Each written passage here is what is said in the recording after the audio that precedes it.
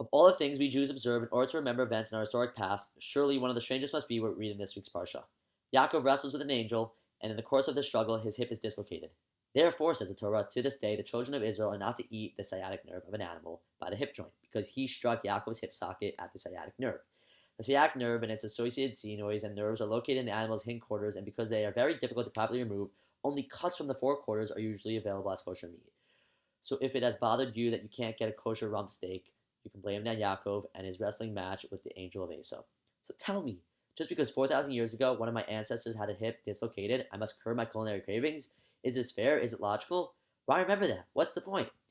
Comes along Rabbi Yossi Goldman, says that according to the Rashbam, the story of Yaakov and the angel occurred just prior to Yaakov's impending encounter with his estranged twin brother. Esau was coming with 400 armed men, and Yaakov was actually planning to flee from Esau. That was when the angel attacked him. According to the Rashbam, the reason for the angel wrestling with Yaakov was so that he would be forced to stand his ground and not escape via a back route. Destiny itself was compelling Yaakov to confront the enemy and overcome him.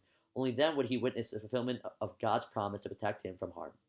It seems that Yaakov was coming dangerously close to developing a pattern of escapism. He fled Beersheba when Esau threatened to kill him. He fled from Lavan and Haran in the middle of the night when he was worried that Lavan wouldn't allow him to return to his homeland. And now he was preparing to flee from Esau. At any moment now, there would be yet another nocturnal escape. Apparently Hashem wanted Yaakov to learn from the philosophy of escapism is not the Jewish way. So the angel dislocated his hip, preventing him from running away. Now Yaakov had no choice but to fight.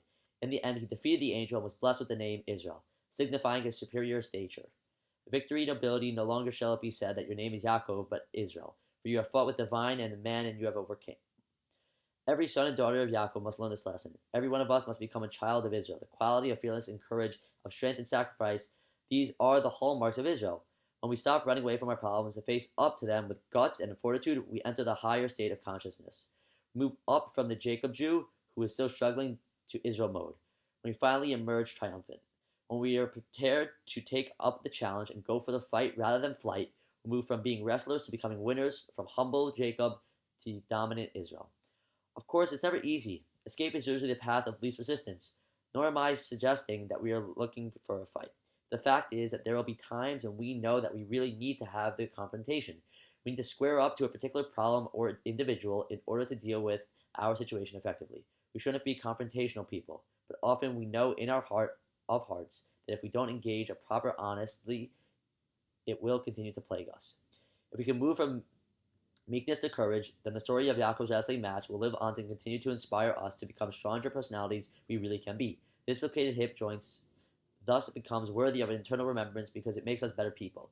And the small sacrifice we'll make in avoiding those unkosher cuts of meats around the animal's hip sockets are well worth the effort.